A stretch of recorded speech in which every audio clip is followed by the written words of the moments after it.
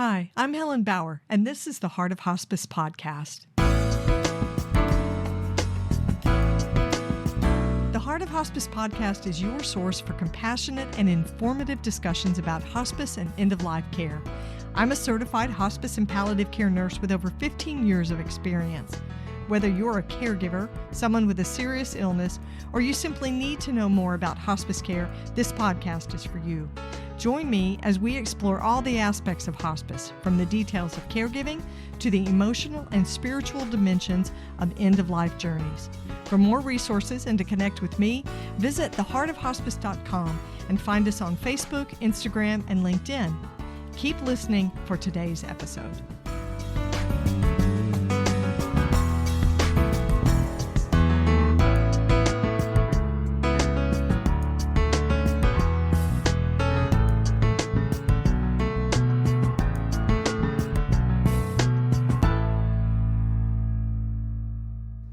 This is the Whole Care Network.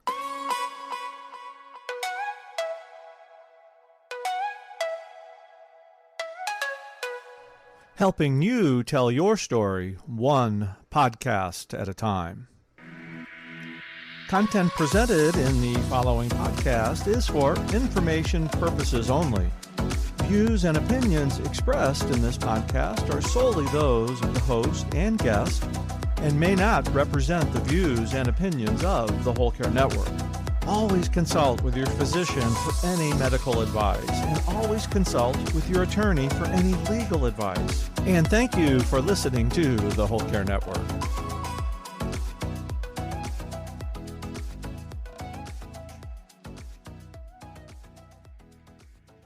This episode of the Heart of Hospice podcast is being sponsored by bkbooks.com. Barbara Carnes and her team at BK Books have created the Approaching Death Support Kit to help educate and support families with clarity and compassion. This new bundle is a practical, ready-to-use resource for the bedside and includes many of Barbara's most trusted booklets. For more information, visit bkbooks.com or see the show notes for the link to bkbooks.com. My guest today is an elder law attorney who's also a certified dementia care consultant. Patrick Cawley takes a broad view of his role as an elder law attorney. He believes that estate planning forms an important foundation, but eventually family members need guidance on how to use legal tools. Patrick guides family members as they navigate the healthcare system and all the complicated ways to pay for long-term care for their loved one. He's a certified dementia care consultant and host of the Dementia Empowered podcast. You can connect with Patrick at keystoneelderlaw.com, and you can find the Dementia Empowered podcast on all the major platforms, Apple Podcasts and Spotify. In our conversation today, Patrick explains why he focuses on helping people with dementia and their caregivers as an elder law attorney. He believes that estate planning should be part of a person's advanced care planning, helping people preserve their finances in case they need long-term care.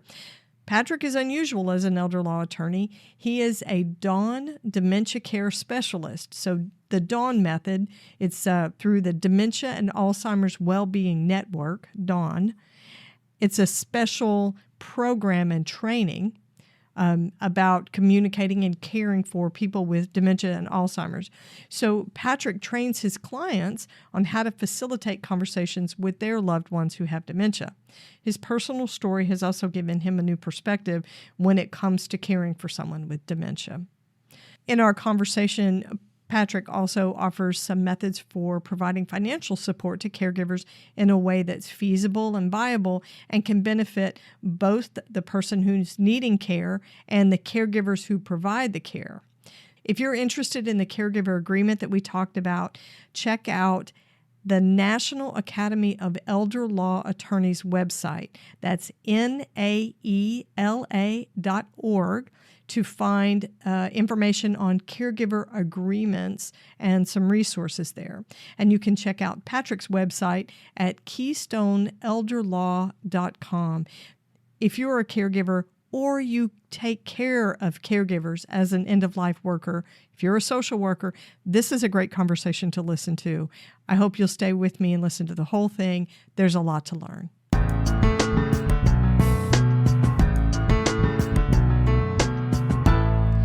Patrick, it's great to have you here on the podcast. Thanks for joining me.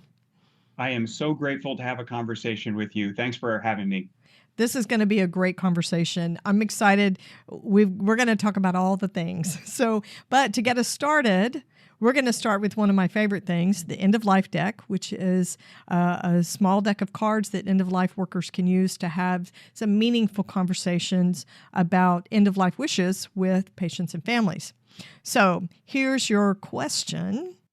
This is called Message from Beyond. It's actually one of my favorites. If you could send one post-death message from beyond, what would you tell your family? I would tell them it would be a message of gratitude. I would be telling them they did everything right and that I'm so grateful that I could be part of their lives and vice versa. Oh, that's so nice that they got everything right. I think that's a huge thing. It sort of helps us move into our conversation. But a lot of times guilt and regret is a big part of grief. So if you could send a message to someone from wherever you are after a death, isn't that a nice thing to tell somebody? You got it right. You didn't make mistakes. I'm sure you talk to the people who have lost someone after, of course, you speak to them well beyond the loss of their loved one.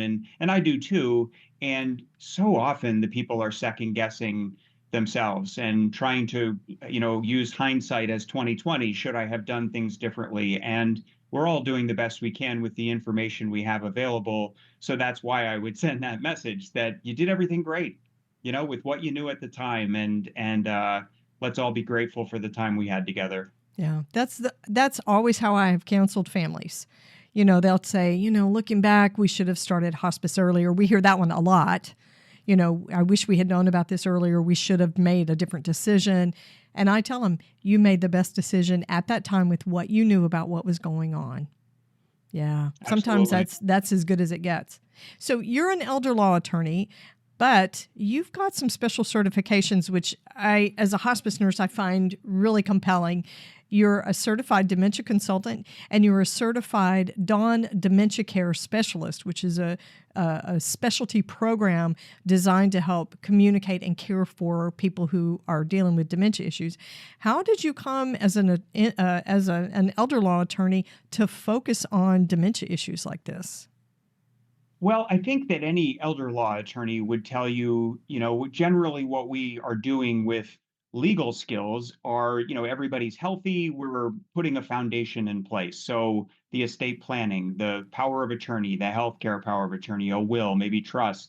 But then how we spend so much of our day is the what now conversation. So some time goes by, the spouse or the adult child of our previous client calls us and says, Dad had a stroke. Mom has dementia. What now? What do we do now? And that could be any number of things like the bank isn't honoring the power of attorney. We're trying to help. It could be, how do we get through whatever situation, levels of care? How do we pay for these levels of care, assisted living, skilled care?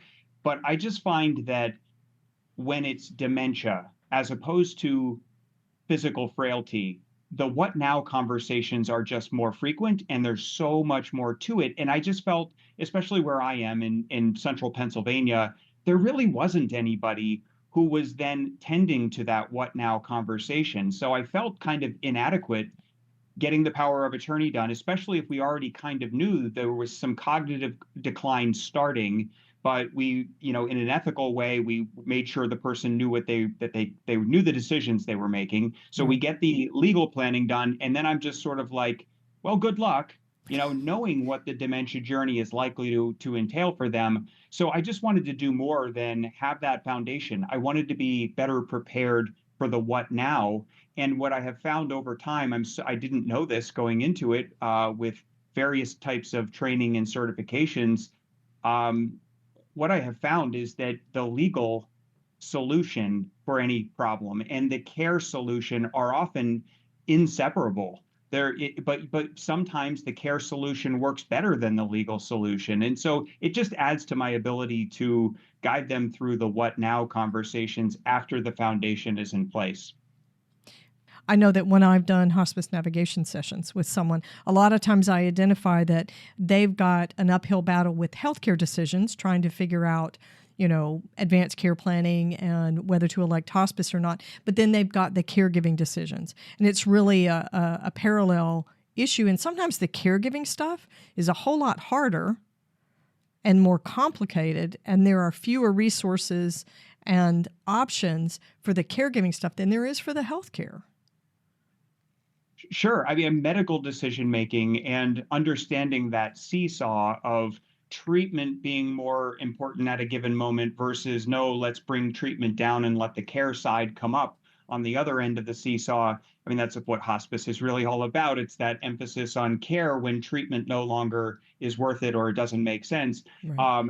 But how is a child who's empowered by a healthcare power of attorney, an advance directive, how are they supposed to know that without having conversations well in advance, or at least trying to recreate based on conversations from the past how they're looking at this balance of treatment and care? And I see a similar balance with when they're just having to make the decisions, and there's some behavior in cognitive decline where there might be a heavy-handed legal solution, which you could see as maybe the surgery, the treatment, but maybe it's not worth it to do that. Maybe there's a care solution that will get them to the result they want. So I think there's parallels between the kinds of conversations you have as a hospice nurse and as an elder law attorney, where I'm balancing some different approaches and trying to empower these people to make the best decision for their loved one.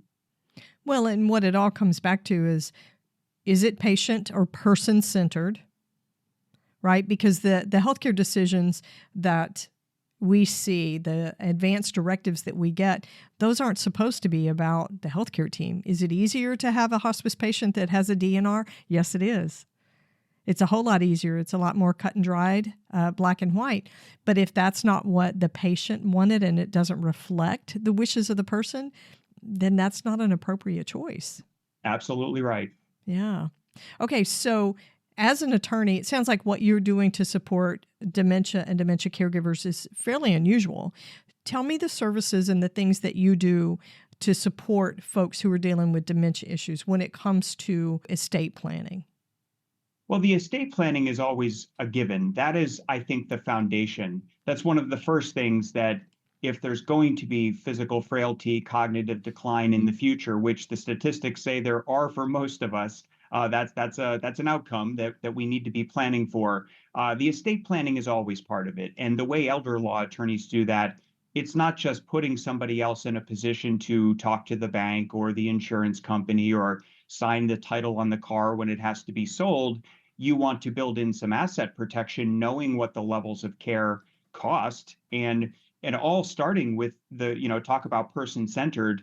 If the client, when doing the estate planning, says my ultimate goal is to leave money to my kids, okay, or maybe that's not the goal. Maybe it's I just want to take care of my spouse. I don't want my spouse to go into poverty if I get sick. Okay, so we're working backwards from that, knowing what these threats to that goal might be with levels of care and maybe family dynamics. So the estate planning is always there. That's a constant.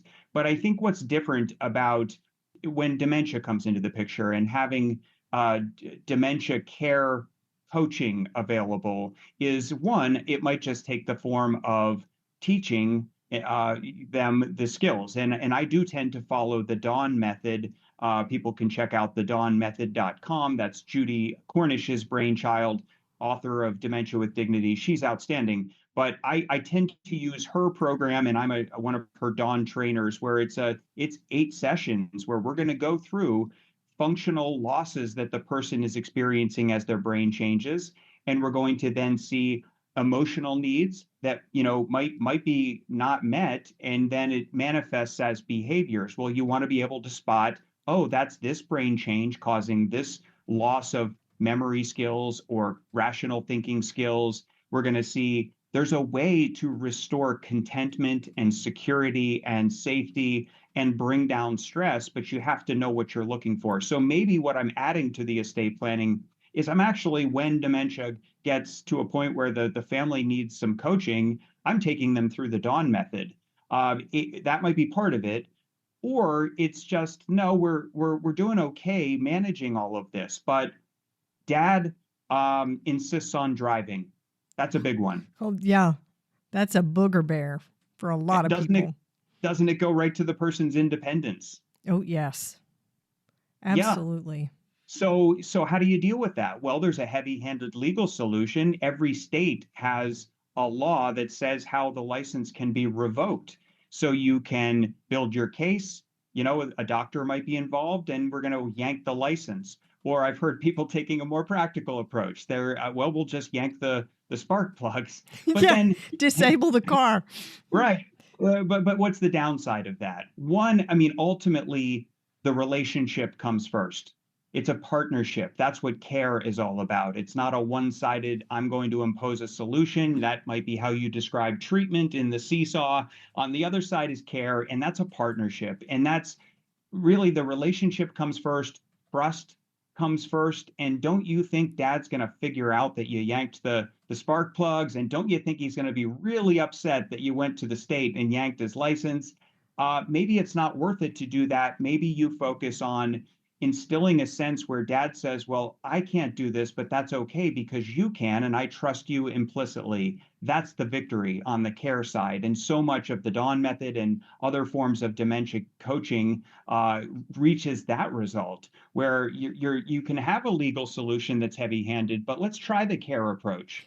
Right, right. I have to tell you, as a hospice nurse, if I had $1 for every time a family member came to me and said, hey, we really need dad to stop driving, will you tell him? I'm like, they don't pay me for that one. Yeah. I'm not doing that. No, and I mean, my own mother has dementia, and her car, giving up that independence, I would not have ridden with her if you had given me $1 million. But that conversation, or those numerous conversations we had about that, were really hard, but it speaks to identity, because it really is independence. I can get in the car and take myself where I want to go, when I want to go. And that's a huge change for so many folks. It is, and your conversations with your mother must have gone well enough, probably based on the conversations you have professionally with people all the time, so that she could get to a place of comfort of knowing her independent movement doesn't suffer because she has you, or she has other people who might be available to make sure that her life will go on without her behind the wheel of the car. So that's really the result. And the same thing comes up where, for example, some people with dementia will get very fixated on money. So where they will say, I've got to go to the bank and take out $5,000 in cash, because they don't have the ability to call information from the past anymore to know that they got a statement 3 weeks ago that said they have plenty of money to pay their bills. They don't remember that they already took cash out 6 days ago, and they don't have rational thinking skills to think, well, if I do this and then I can do this and then I can do this. When you put that all together, of course they're worried. You and I would be worried if our perception of reality is totally distorted. So Right. the concern, of course, is if dad's getting out $5,000 in cash, is a scammer going to take it from him? Is he going to lose it? And of course, you'll find it packed away in the freezer months later or behind the coffee can. Right. Well, heavy-handed legal solution, you can go to court for guardianship or conservatorship, depending on what it's called in your state. That's very heavy-handed. It takes away all of dad's rights. Or you can use care skills and anticipate that that's a security need he has, an emotional need. You can present him before he ever even asks with the bank statements and say, hey, dad, I wanted you to see this. You're doing great.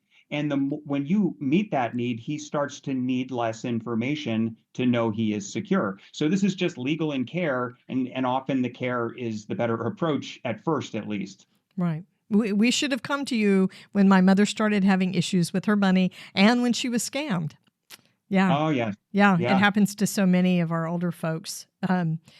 Patrick, as an elder law attorney, you're dealing with this kind of thing, all these decisions every day, but you're also dealing with some of this in your personal life because you are a caregiver of sorts inside your own family. Can you tell me a little bit about that situation? Yes. I didn't know when I pursued dementia care coaching and certifications, when I got the training, when I've learned so much over the course of months and months, that I would end up using it in my personal life. But what do you know? That's where we are. I do have a family member who has frontotemporal dementia, and all of these aspects, these functional changes that come from brain change are showing up. You know, the inability to call on information from the past, the I can't figure out, I have to do this step before the next step before the next step. So good luck using the TV. That's a constant errand running to take care of the TV or Right. the phone. So yeah, these things show up, and I'm glad that I can be helpful in my own family as I try to be for people in my career.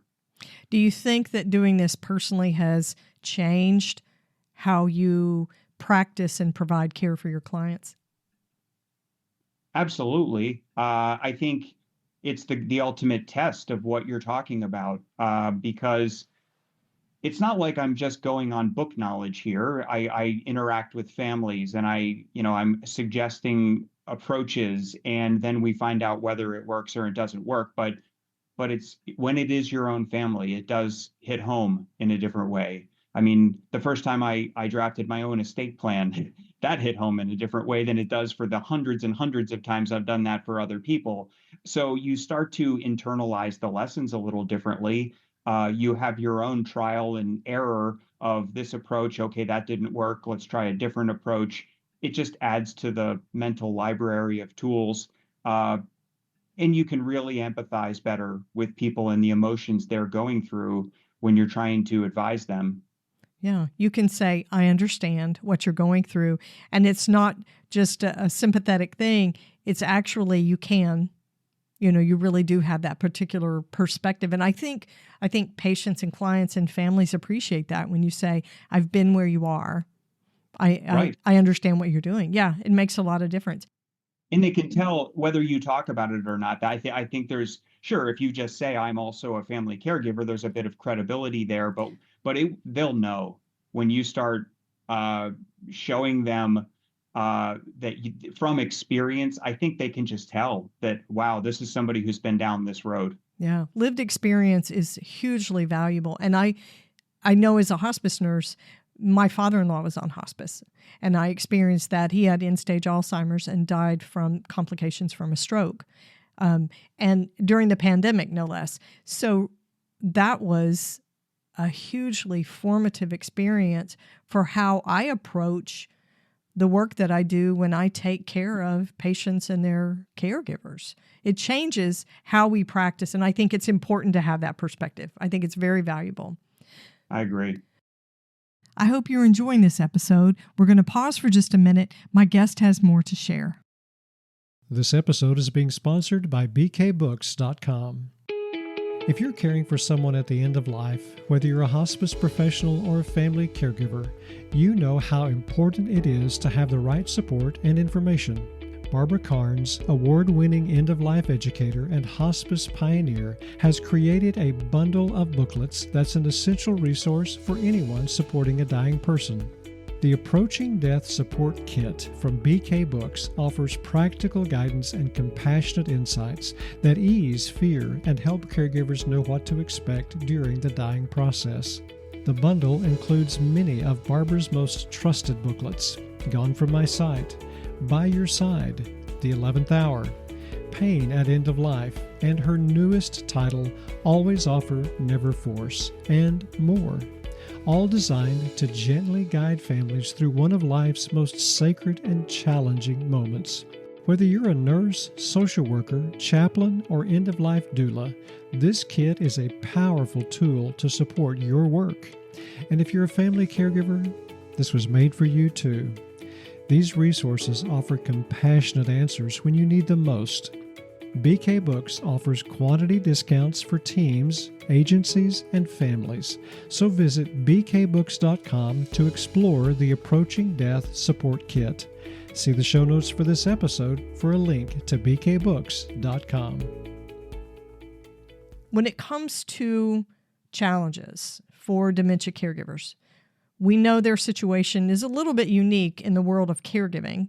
What do you think are the biggest issues that are challenging dementia caregivers when it comes to legal issues and healthcare decision making and estate management? Probably it is the money issues rather than the healthcare issues. I don't know that the healthcare decision making, which is always challenging and is based on how much you know about the wishes of your loved one. I don't know that that's a whole lot different for physical frailty as opposed to dementia, except, of course, and obviously, that the person with dementia can no longer reliably think through cause and effect and think through, if I do this treatment, it's going to, what do I feel about the side effects or the risks or the procedure all needed one day. So maybe I spoke too soon. Maybe that is a complication, but it's money issues that come up. It's forming a care team, and then inevitably there's somebody who's critical of what the power of attorney is doing, or how are they managing money? Are they lining their own pockets? That's a challenge. So that's a mix of a legal responsibility and trying to form a team to do the right thing for this person who needs so much care.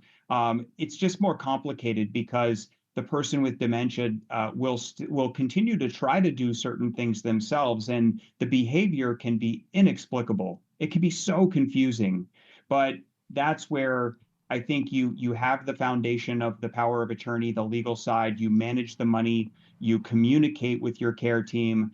But I think it just gets more frustrating because the behavior is just so irrational because of how the brain is changing.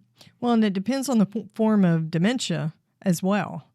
You know, It can. yeah, frontotemporal, Lewy body, it can manifest vascular dementia, so it sounds like your family members' dementia probably manifests differently from my mom, because what I suspect is my mother has vascular dementia.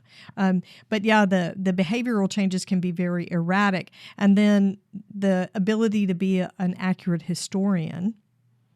Yeah. Like my Yep. mom will tell you that she's never had cancer, when in fact she had a very big major exploratory surgery for colon cancer several years ago, but she doesn't remember that particular event. So we have become her memory keepers as a caregiving village, my siblings and I. So you're an advocate for caregivers to be paid. And we've never talked about this on the show. I've got 550 something episodes. We've never talked about this, but I want to bring this up because caregiving, it's the suckiest job on the planet. Okay. I get the rewards and the warm glow, and you're taking care of hopefully somebody that you care about, although that's not always true. But the pay is lousy. You can't, Yes. most people aren't getting paid that's why they call them unpaid family caregivers. How can caregivers advocate for themselves to get paid? Are there ways to make that happen? Let me clarify whether I'm an advocate for people being paid. I think it makes sense under certain circumstances, but again, it's weighing certain factors. So the studies seem to show that the unpaid family caregivers out there, there are millions of them in the United States alone. They are unsung heroes, and there will be more of them as our demographics age in the future. It's in fact there are now stories showing up in business publications about people leaving the workforce to care for aging parents. And what does that do to our economy? What does it do to that individual employee's ability to make a living now and pay their bills? What does it do to the future of their retirement savings? So this is a very real phenomenon. And so I recognize that being paid by the parent might alleviate some of that financial worry of leaving the workforce. So that's part of it. And the studies tend to show that it's not a lot of money we're talking about. If it's $15 an hour, that's something, but it's probably not enough to live on. But even that seems to lead to greater reports of well-being than those who continue to go unpaid. And maybe it's just the token recognition of the sacrifices that they're making. I'm not sure the psychology behind it, but that's what studies show. But generally, why I think it can make sense is not just you're giving up the ability to work. Maybe you weren't working at all, so that's not even an argument. But in a lot of states, if mom or dad eventually passes away and the estate is being administered, there's a tax on whatever they died owning. But if they paid for services during their life to a family member, that's not part of the estate that's being taxed. So that's something that I sometimes discuss with families is, do you want to keep the money without that money being taxed? And the other thing is, really at the highest level of care across the country, Medicaid is how people are paying for it. But if mom or dad are, if especially if it's an unmarried person, if they've lost their spouse and they're going on to Medicaid, what they're allowed to have when they're on Medicaid is close to broke.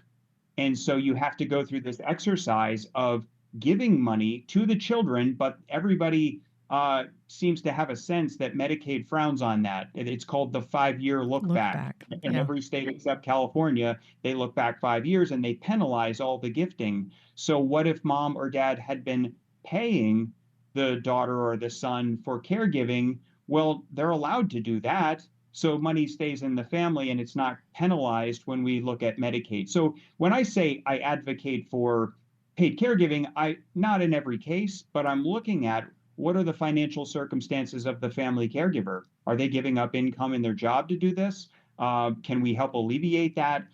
Are we worried about taxes in the estate when mom or dad passes away? And are we thinking Medicaid, where a lot of money could be lost because there's no spouse where we can generally transfer the money without any penalty? But these are all factors, legal factors that I have running in my head if I say this might work.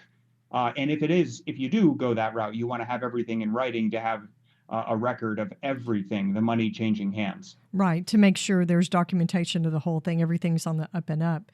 Well, Yes. and we know that caregivers across the United States, 55 million unpaid family caregivers across the United States, a lot of caregivers go bankrupt or put themselves into very poor financial situations trying to manage the caregiving situation. That's not an uncommon occurrence. Right. It's literally giving the shirt off your back to serve your parent, and it can be destructive. And that's where I would have paid caregiving on the table. Not in every case, but it can make an awful lot of sense to avoid what the emotions will drive somebody to do, which is to harm themselves in the present and the future. Right, right. And going forward, those types of financial situations are really hard to recover from. Once your caregiving situation is concluded, that's really hard to recover from. So I wanted to highlight that because that's not something we've talked about on the podcast before.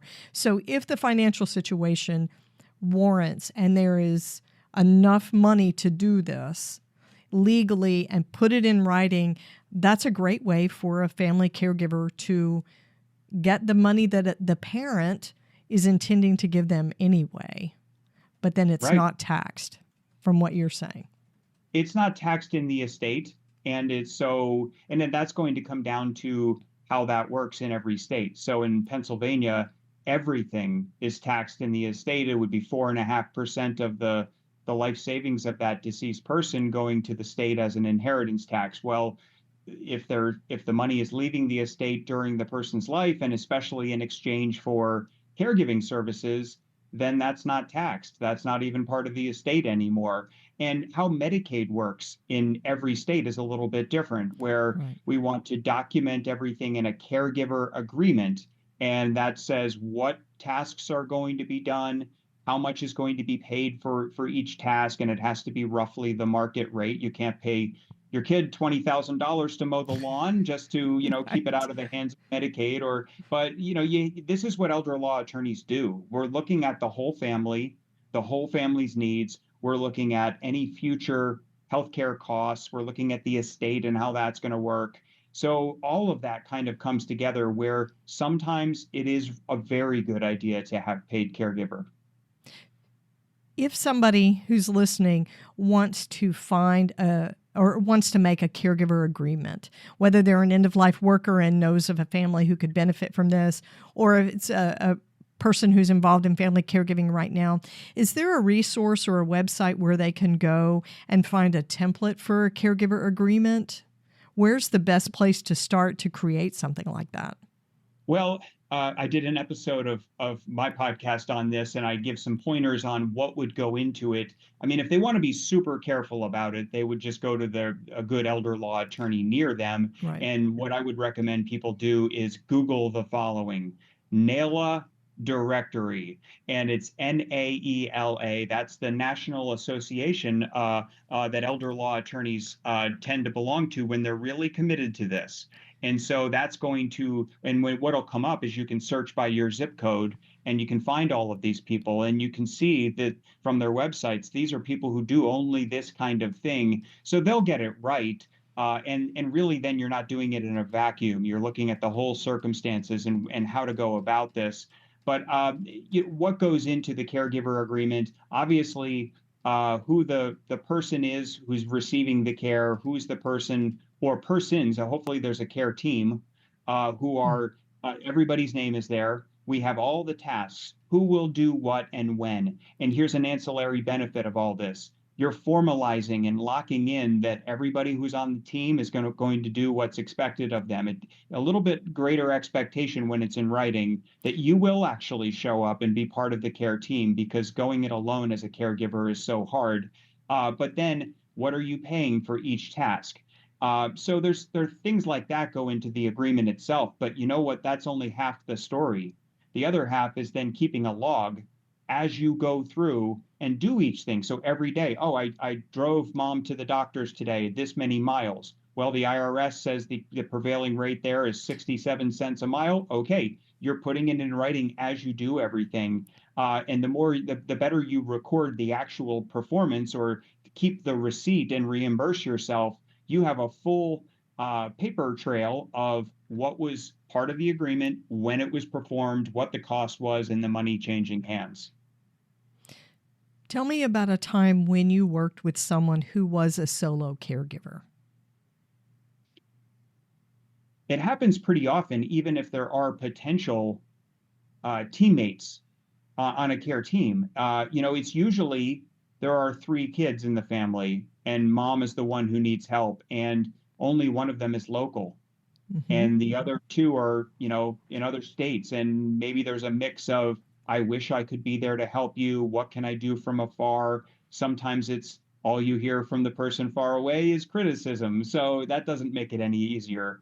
But it's usually a sense of geography, and or it could be maybe even if they're all local, it could be just, but I'm the one who doesn't have a bunch of kids running around that I have to take care of. My sibling does. Or, I work part-time already and my sibling runs a business. So it's a matter of availability. But what ends up happening, in the reason I said going it alone is tough, is, and you probably know this yourself from your experience with your mom. It's just, especially with dementia, you're going to get calls in the middle of the night. You have to be able to respond to a sudden emergency. It's a lot to manage your own life, plus be there to keep someone supported and safe. It's burning the candle at both ends. And I can normally tell when that person comes into my office, because their face just, it's fatigued, it's sleep deprived, it's stressed. That's what going it alone often looks like. Yeah. And a lot of these caregivers don't have the luxury of their person being in a facility. This person diagnosed with dementia may still be in the home, and the child or family member living with them. True. Yes. Yeah. So not just removed, but actually living that life inside the same home. And that's quite a challenge. It certainly can be. And that's why just having more people in, and even if they're just playing an occasional role where, let me take dad out to lunch, let me take dad golfing, whatever it might be, just an occasional respite for the primary caregiver to have a break and to take a breather and take care of their own life. I just think the more you have that, the better. I mean, it's just all kinds of psychology going on there that's over my head. But I just think the weight we put on ourselves and this feeling that my life is on hold.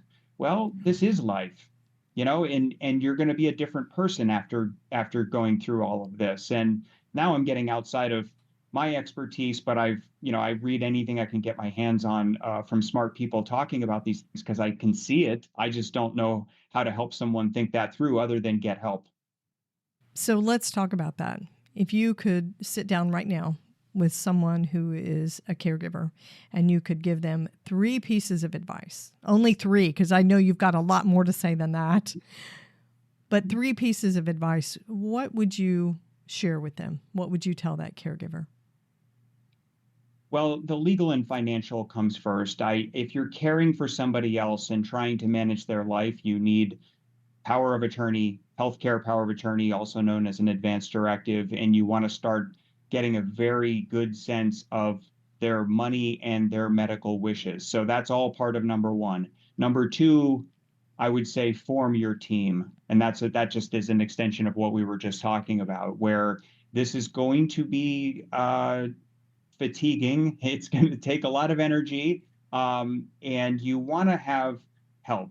So that's probably second. And then third, the communication and documentation of the first 2, which is who is doing what and when. So there's never the stress of not knowing that there's a person in place to take care of your loved one. And this is physical frailty or cognitive decline, and sometimes it's both, but especially with cognitive decline, who is doing what and when to be there for a person who doesn't remember the last time someone was with them. So they start getting ideas in their head to go wandering. You want to have somebody helping them experience the present moment, and communication becomes key. Man, doesn't everything seem to come back to communication? It sure does. It really does. It really does. So you are communicating over your podcast. It's amazing. The Dementia Empowered podcast. How can my listeners connect with the work that you're doing and see the posts that you're putting out on social media and listen to the podcast? Well, I appreciate the compliment, especially coming from the founder of a podcast that has so much information and help going out into the world. But Dementia Empowered can be found on Spotify, Apple, any of the, Amazon Music, anywhere you find podcasts. I do a video aspect of most of them, and so if you search my firm's name, Keystone Elder Law, into YouTube, you'll see a number of the podcasts that way as well. It started as a general resource for older adults. It was called the Later in Life Planning Show. It was actually on the radio, and then I would repurpose it as a podcast. But I wanted to narrow the focus to the adult children who are trying to support the older adult. That's how it became Dementia Empowered. So you can find it wherever you find podcasts. I'm on LinkedIn. My name is Patrick Cawley, and my firm is KeystoneElderLaw.com. Yeah, there's some great stories that you're telling out there, different scenarios and situations and the lessons learned from them. I love your LinkedIn posts. I read them every time you push them out. Oh, thanks. Thank you so much for being on the show. This is a really valuable conversation that I know is going to resonate with a lot of my listeners. Thank you for taking the time to talk with me. Helen, thanks for doing the good work of this podcast, and I'm just so grateful for the opportunity to join you. Thanks for listening to the Heart of Hospice podcast. Check out our sponsor in the show notes, and please leave a rating and review on Apple Podcasts. We would appreciate it if you would share this episode with your friends and family and anyone who needs to know more about hospice. Connect with us on Facebook, Instagram, and LinkedIn. And remember, no matter who you are or where you are in your hospice journey, you are the heart of hospice.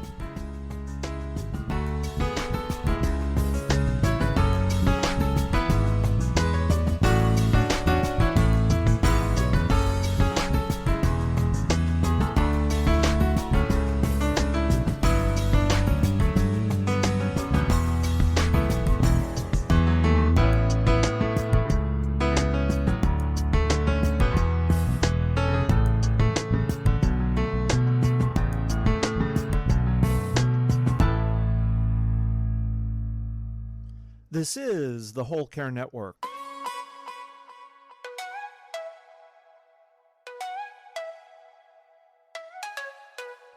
Helping you tell your story one podcast at a time.